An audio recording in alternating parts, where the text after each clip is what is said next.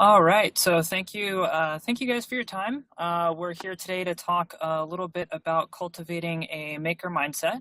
My name is Matt Stewart, and I am one of the co-founders of Digital Dream Labs. We make a product called Puzzlets, and we send well with the maker. Wanted to that maker mindset and how you can get that started with the youngins without the innate question of how much do I have to spend and what do I need to buy. So I'm going to turn my webcam back off and we'll go ahead and focus on the presentation. If you want to add anything to the chat, I'll be monitoring that along the way. If you have any questions, we can address those near the end, or if it's something pertinent to a slide, I'll jump on top of it and we'll answer it. Alrighty. So what I'd like to start with is the Maker Manifesto, and I have pulled and modified this from Mark Hatch, who is the CEO of Tech Shop, and we'll be talking about that again in a little bit. And it's the idea that making is fundamental to what it means to be human. We must make, create, and express ourselves to feel whole. And it's through this making that we explore and challenge the natural world and contribute to a better understanding of the materials it offers us. The first sentence is what I've added to it, and I think it's a great base. And his journey through kind of discovering lifelong learning and how to continue that process and feel very satisfied by it. And I think it's very important to start this way with that utopian idea of who a maker is and what a maker does, because at some point all of us were makers and hopefully continue to be. I hope that's kind of why you're here. You're a maker as well, and you're trying to figure out how to kind of cultivate that with your students.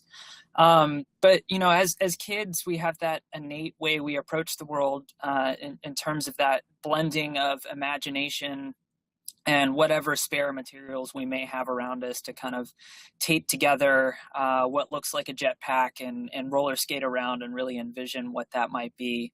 And it's a fun kind of space to live and really embodies what it means to be a maker. And if we do it properly and we kind of foster that creativity, it can turn into some really amazing things. And I've pulled a couple of pictures here from maker fairs past. You might have one in your area. If you pop onto their website and take a look, they are all over. It used to just be Detroit, New York, and San Francisco, but there's a lot. There's a smaller one in Pittsburgh where we're based out of. But there's some fantastic metal and fire-breathing sculptures that I have here. Or it might manifest as taking an old board game like Mousetrap and blowing it up to life size so that people can interact with it and play through the board game through the eyes of a mouse. So there's some really amazing things that can come out of cultivating that mindset and really working with it throughout your life. And really what we're getting at is the idea of learn by doing is a really powerful motivator and movement. In my undergrad, that was actually our motto out in Cal Poly San Luis Obispo out in California. That was their official motto. We spent more time in the lab than we did in the classroom, and a lot of the classroom learning or the theory was left for you to kind of mull over by yourself, and they wanted you to get in the shop and get to building things. And that wasn't really the only time. It's really kind of been a through line of my journey growing up, having my dad kind of walk me through projects as a kid, on through high school and things like that. So it's really that learn by doing atmosphere that we want to create and really help kids kind of get their hands on things and move forward. So let's talk a little bit about the tools. And I know I mentioned the conversation not really being about the tools. So when I say tools, I'm going to start with the mind because I think the mind is an important piece of the puzzle that often gets overlooked, especially when we're thinking about maker spaces and how we set that up. The conversation is usually on, well, what do I buy? And the thing that we need to work on the most so that it's a kind of a lifelong learning perspective and journey for a student turning into a young adult is really flexing the brain and flexing the kind of problem solving that you do while you are exploring a new field. Part of being a maker is taking a look at something and saying, I want that to work in a way that's specific to me. So I want to make something that's very custom. or I see a kind of a hacking tool, and I really just want to learn what I can do with that, and that's how I'm flexing my brain.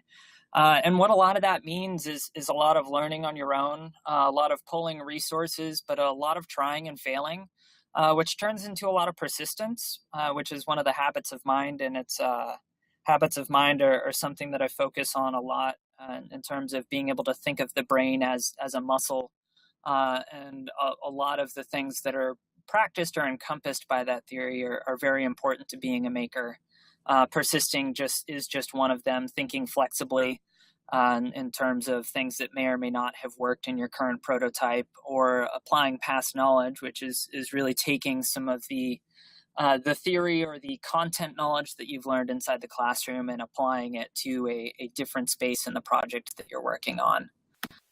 The next tool being your hands, our hands being how we interact with the world, how we discover the world, how we really discover materials and attach adjectives to them.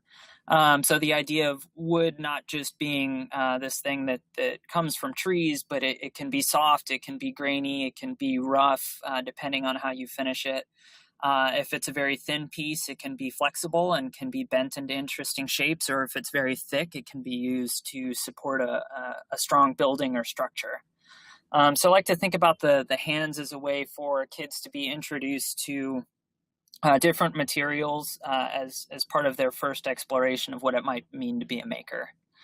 And I brought up the idea of materials, and this slide is actually blank intentionally. Put a picture in here, and the reason I did that is the tools, when we think about saws and laser cutters and all the kind of fun stuff, and the materials that go along with that, I really think don't need to be the focus.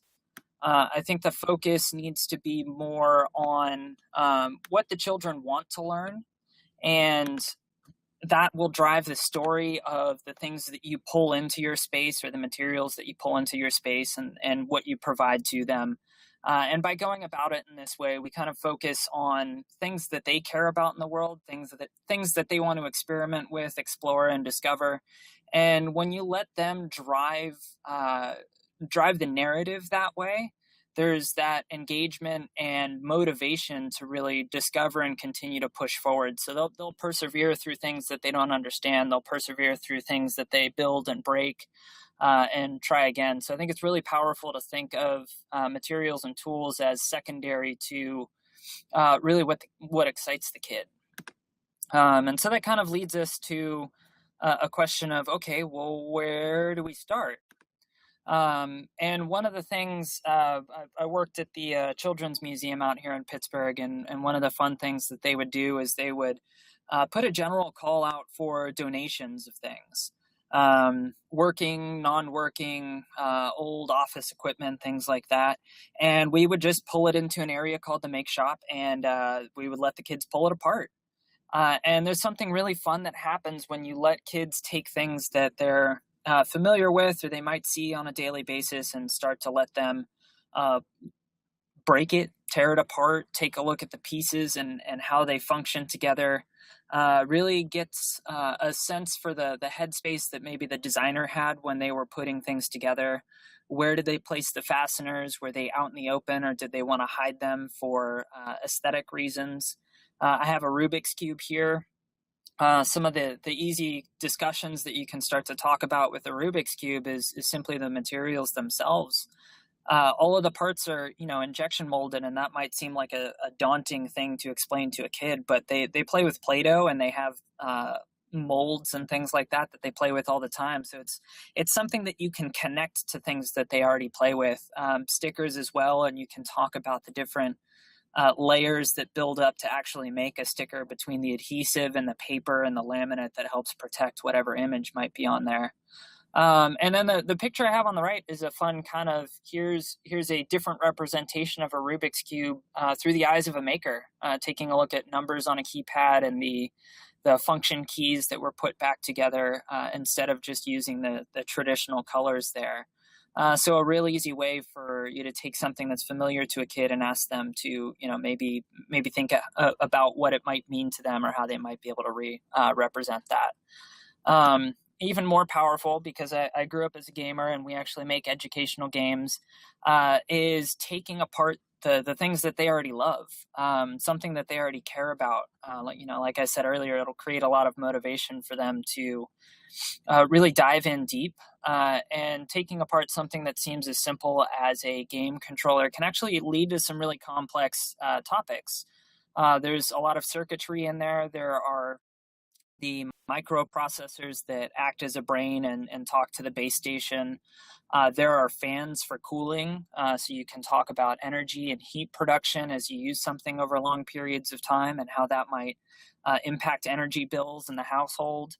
There are different sorts of material choices when looking at joysticks and how that grips to your hand. So there's depth of discussion there. And when you pull it apart, you can see where the attachment points are for what seems like a simple button that holds up to millions of button presses, and what some of the designers that really had to think about the material choices and design choices so that it would hold up to the kids, beating up on this for many, many hours during their gameplay. So it's a really fun way to explore the idea of making through taking a look at, almost reverse engineering, but more taking a look at the choices that went into things. So when you're looking at the inside of the casing on there, maybe there are some ridge lines that help create extra support or rigidity to the controller. And so these are things that you can talk about with the kid. And it really, the idea of taking something that they might quantify as like techno wizardry or something that's very magical to them, kind of demystifying it. And when you demystify something, it gives them the notion that they can learn how to do something like this, and that's something that might be attainable for them when they have a deep attachment to it. So I like to pull from games because we're all gamers over here, and kids tend to fall in love with them one way or another. So it's a way to make that a really constructive time and constructive thought process there. But again, so where do we actually start, right? So there's, I talked a little bit about the mindset and maybe some baseline activities, but it's really thinking about space and what space is for cultivating that maker mindset. And there's plenty of talk about maker spaces and what a maker space is and where it needs to be and what needs to be included in that. But if we think really simply, it's a space first and foremost. So really just starting out with the basics, and maybe there's an old classroom that's not getting, that's underutilized. So pulling the desks out of there and just having a blank canvas table and a few chairs in there. This is in a library that they've pulled some space out and dedicated to some storage bins with materials and different project tables for the kids to work at. But it's that idea of starting small, so we don't need to open up an entirely new wing of a school or an entirely new wing in a different building and put in a lot of infrastructure on a lot of different tools. Right, but the idea of thinking of space and really starting small, so that when you're talking to stakeholders, you're really allowed to lets you tell a story about what the kids need, why the kids need it, and it was the kids that helped define what you are asking for, and not putting the infrastructure in there first. So it really places them at the center of the. There's good opportunity for having the kids do pitches for projects that they want to do, kind of help them present ideas and notions and really turn that into the experimental method, right? So that they might have prototypes that they want to build based on assumptions that they've made. That's something that I think everybody can get behind there. So some of the actual tools, right? When you're ready to buy some actual tools, you'll decide you need something. So I have a fun picture here of they've got a laser cutter, and he's cutting a pizza. And I put this up here because it's a different way to think about what a laser cutter can do and what it's there for.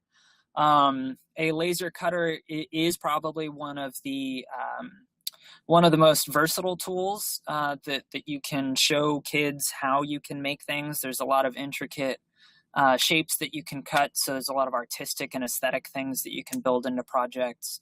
There are also a lot of interesting fastening type design choices that you can make when using a laser cutter. So it's really easy to build full projects using just flat outside shapes. So if we think of a cube, it's really easy to put together and use fasteners to make something interesting that way. So that might be one of the early things that you think about if you decide that you need something for the students, or they're asking for a way to build something. You can go as low tech as building things out of cardboard using a laser cutter. Clearly, you can cut food.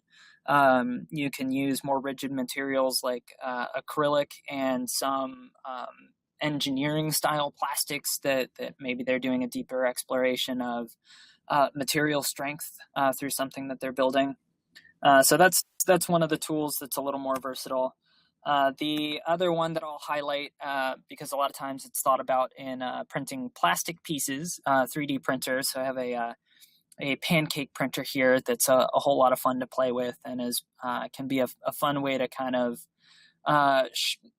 another opportunity to demystify what the technology does, because a 3D printer is really a hot glue gun that's told where to go. And lets you create shapes that way. So showing it in a more artistic light and a more delicious light, being a fun way to introduce things and kind of think through what the technology is there for. The other side of tools is looking for things that don't require a whole lot of overhead or a whole lot of additional capital to kind of get up and going. One of the things I'd like to highlight is Autodesk. I think they've done a phenomenal job of offering up their tool sets and tutorials to educators and institutions for free, so that you can get started with the same kind of tools that engineers use in the field. So that kids can get a sense for, I'm not using a baby version of something. I'm using the real deal, and I can make what I want with this. One of the other ones to highlight is Eagle, which is a circuit board design studio that you can make custom circuit boards. Again, it's free to start. That one is probably for a little older kids, but is a good way to get started with electronics, and as long as you stay within a certain size of board, they'll let you license that for free in an educational space. And then I want to come back around to the idea of an institution called Tech Shop, and it's why I brought up Mark Hatch at the beginning of the presentation here. He's made a big contribution to the maker movement, and especially in Pittsburgh. And it was an idea that started in San Francisco, and it was the idea that there should be access to tools and access to software in a setting that you don't have to pay for everything, but functions more as a gym membership where you pay a monthly fee. Somebody else maintains all the tools, somebody else maintains the computers, and you have shared access to that equipment. And they will train you on safety, and they offer courses to learn how to use things and to learn how to use the design tools. And when I was talking about the idea of starting a maker space, the other reason I wanted to show this was really understanding what you might need to purchase for yourself and where other spaces might already exist in the community that might be able to be leveraged, so that there's not a sense of building separate spaces that don't talk to each other, but really trying to focus on a central point where people can learn from each other and provide their expertise in a certain area when you're just getting started.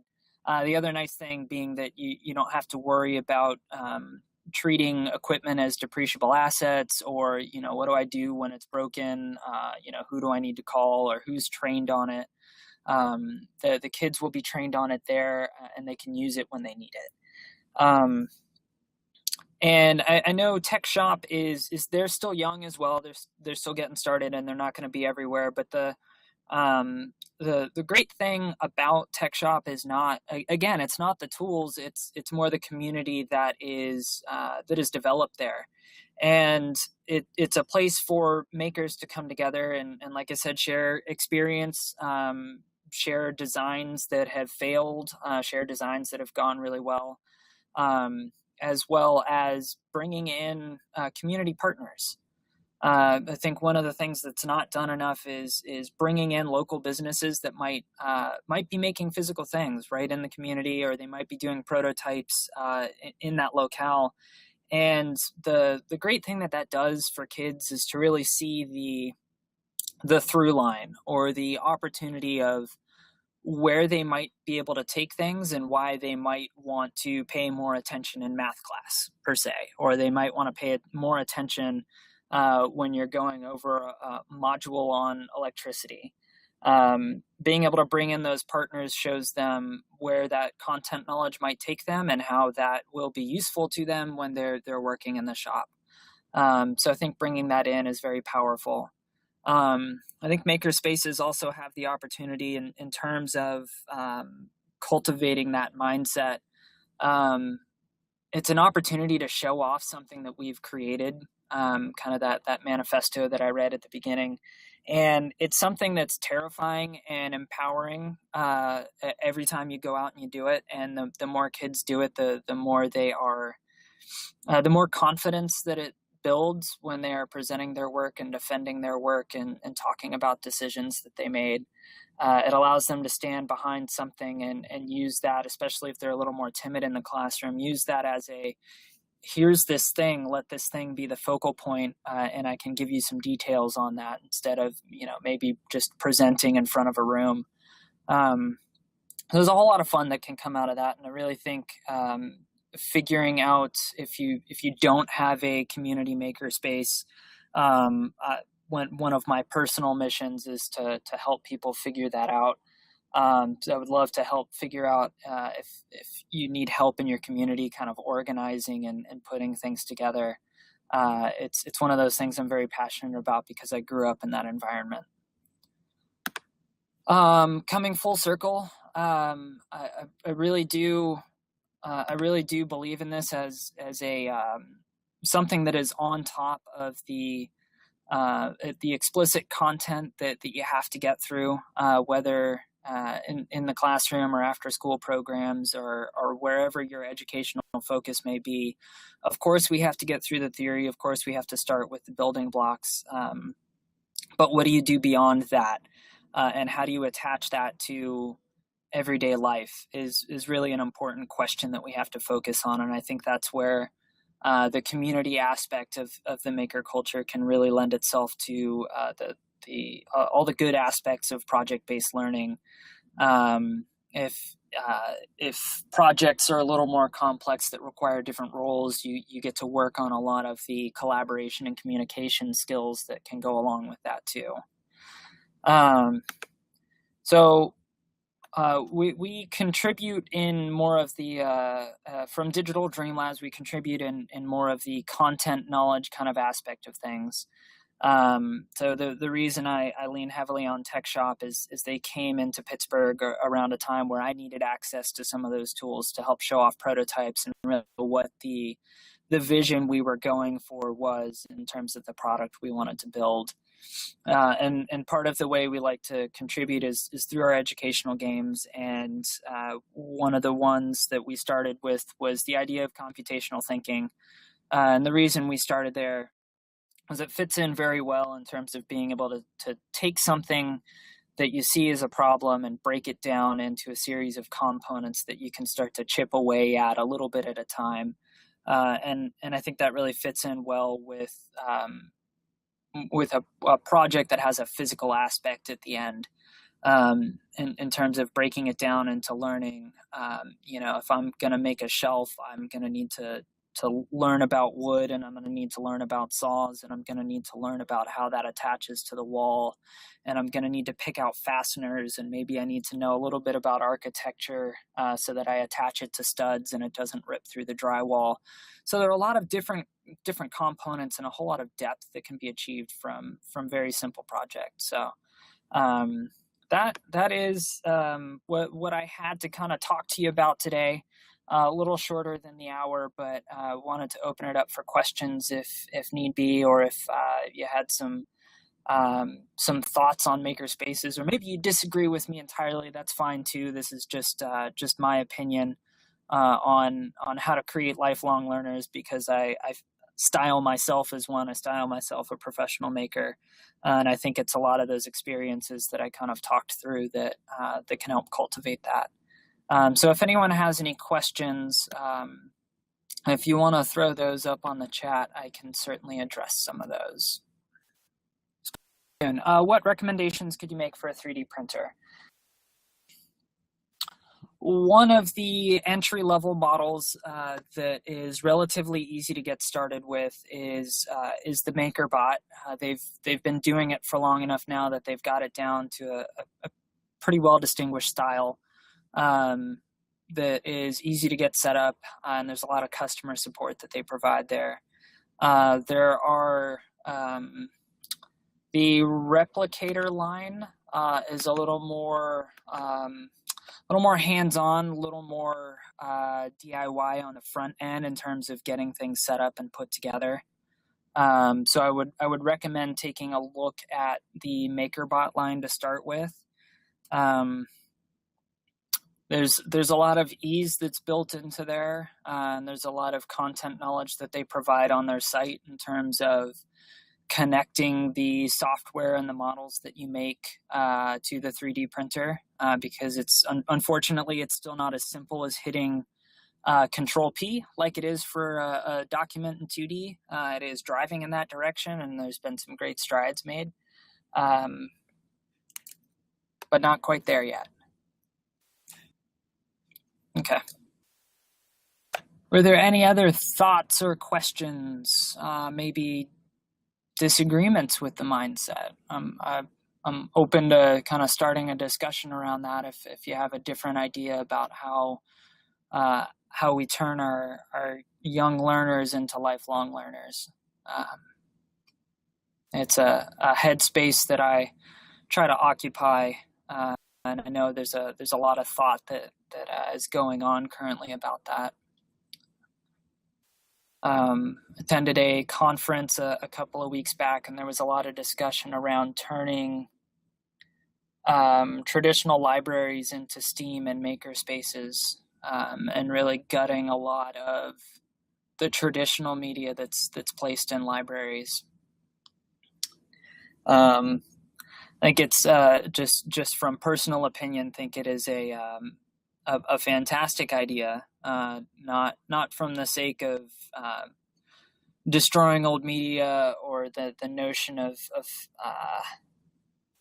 putting all that into storage, but the idea that a library is a place to disseminate information, and the way that we consume information is different these days. So really being able to open up that space to continue to provide information and a place to share information for people is a good way to go about things.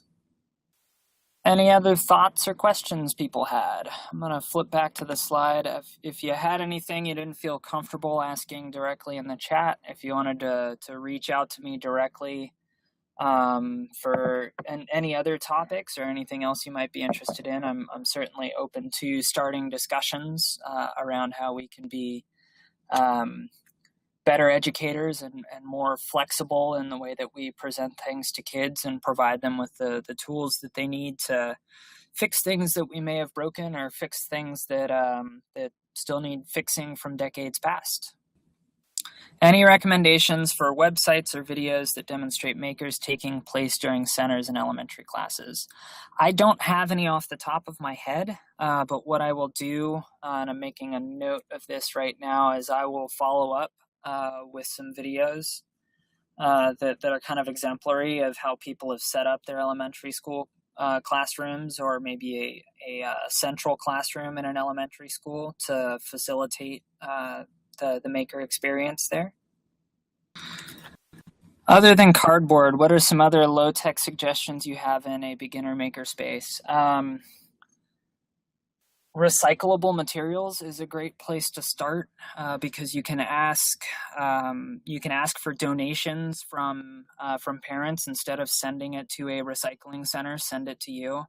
What you'll end up with is a lot of milk cartons, a lot of plastic 2-liter bottles, a lot of cardboard, a lot of egg cartons. These are things that are represented in a certain way, and you can kind of creative use take on a makerspace where you take old materials like that and try to transform them into something new. I've seen a lot of egg cartons used as bodies for cars. Have done, if you add tape to that equation, done Cardboard City, kind of making experiments with kids in the museum. And that's a great way to get everyone working together, and you can parachute in and ask about, well, did we think about a roadway system for the cars? And that kind of gets everyone thinking, instead of, well, I'm going to build my skyscraper right here. Maybe we need to talk and kind of build our skyscrapers in a row, or build them in a grid so that we can get our cars through. So there's some fun kind of group activities where you can let them go for a little while and then throw the idea grenade in the middle of the room and see how they react to that and how the conversation goes. Paper and pencil is a great way to get started. Getting kids comfortable with sketching out their ideas is something that they should be comfortable with, because it's a way to communicate ideas. And it really lets you kind of frame up if they've got an idea for a project and they want to get some resources for that. It really kind of forces them to frame up the what and the why, and how they want to start testing that, or how they want to start putting the project together. So that if it's we did this in Make Shop, we would have the kids as part of their queuing up to come work one-on-one with one of the makers. They would sketch out the project, and we would have wood and some basic donated wood and some basic saws, and we had some other fabrics and 2-liter bottles and the egg curtains that I mentioned, and then we would kind of talk through the sketch that they had and the materials we had at hand. And there's a little bit of imagination that has to happen there, but it's really fun to work through the aspect of being restricted.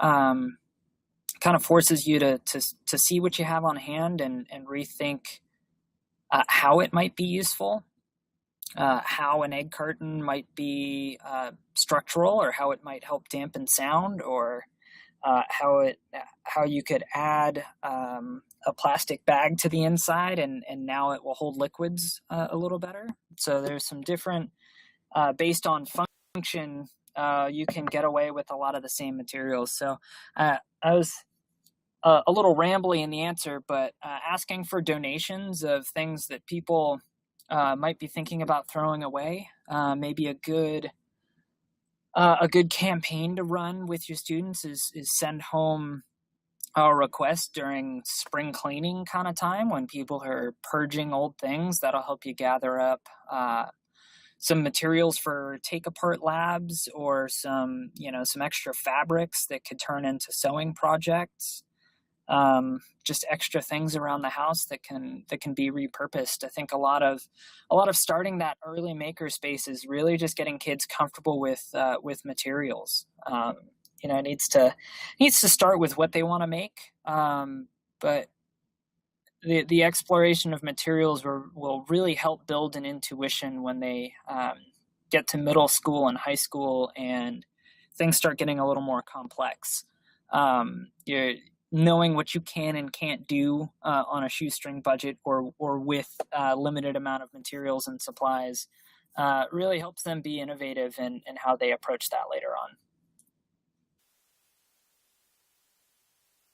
And low tech is always the much cheaper option. So any sort of paper prototyping you can get away with, the better. I know we do that a lot before we put any games into production. There's a lot of, let me sketch out the idea, and we'll take it over to the local children's museum, and we'll put our sketches in front of kids, and until they can tell us the story that of the interaction we don't start designing any hardware kind of pieces. We want to make sure that the content and the interaction is right first. So it's really something that we take to heart on our design team here, as well as making as much use out of paper and markers or colored pencils or just black and white pencil as we can. Any other burning questions, or any of you looking at starting a makerspace right now? Is that kind of why you wanted to attend and really help kind of feel out how to get started? Looking to include in your, is this a standard classroom? Is this a computer lab?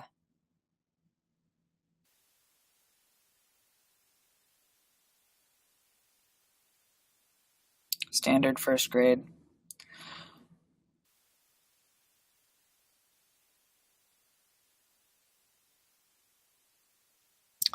I would run it if you have the extra time in the schedule, and I know time is the biggest ask and the biggest priority. Is it might be good to run as a first as a brainstorming session. Bring some old electronics or things in and ask kids what they might want to build. Starting with the ideation phase first, and starting with the sketching first. That allows you to just plop some paper down and plop some pencils and markers down, and as they're kind of exploring that headspace, lets you float and kind of provide guide rails for, because you'll know the constraints a little bit better about what materials you might be able to get a hold of or what resources you might have available to you. Just kind of guide them to think through material choices or cost of things. And then once you starting there, then you can have a building kind of a day. So I'm kind of I'm thinking out loud here, but envisioning kind of a three separate days kind of module. You could run it on Fridays if you wanted to, starting with the ideation first, and then that gives you some time to go collect materials for the different projects. And then you have a building phase. And then on the third module, you could have a presentation phase, or just a show and tell, where they get to get up in front of the classroom and start by showing off the sketch. Here's what I wanted to make. Here's why I wanted to make it. And here were the different pieces of it. And then as they are showing off what they actually made, you can ask the leading questions that will help them reflect on what went well and what didn't, because that's also an important part of making, is understanding why you might or might not be happy about something. Maybe I just really wasn't good attaching the wheels to this thing because I had never worked with a hot glue gun before. But it really gets them reflecting on what they learned through the process that might be more craftsmanship than content knowledge, but that's also a good reflection for them to understand where their motor skills are, what aptitudes they might have, and it helps them put vocabulary and words to that they may not have had before. So that might be a good way to get started. And when you're going through that process, is to document that, so that when you're looking at expanding that to maybe get some additional tools in the classroom beyond just scissors and paper and pencils, to step up to bringing wood in on a regular basis and teaching kids how to use a saw. I've worked with kids as young as 4 and teaching them how to use a hacksaw, and it's a little nerve-wracking the first go around, but as long as you work on the methodology for how you're supposed to use that, it's actually safe enough. But documenting and really creating the narrative when you're working on that will help when you're looking for more resources, when you're looking to expand to maybe we should dedicate a centralized classroom that the different grades can use on different days to work on project work and store project work there.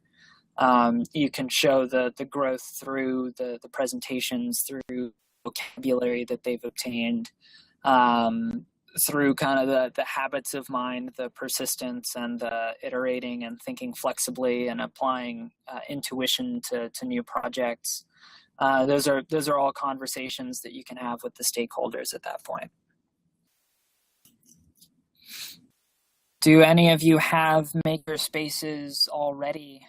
Maybe some tools that you use consistently that would be helpful to share? Information regarding habits of mind. Let me pull up a link for that. It is a set of, I'm gonna copy a link for a PDF. Thing that I like to focus on, something that I've really been, I to be blunt and honest, I learned about it, the actual formal terminology for it. But I realized it's something that I had been practicing my whole life through different projects growing up, working, taking apart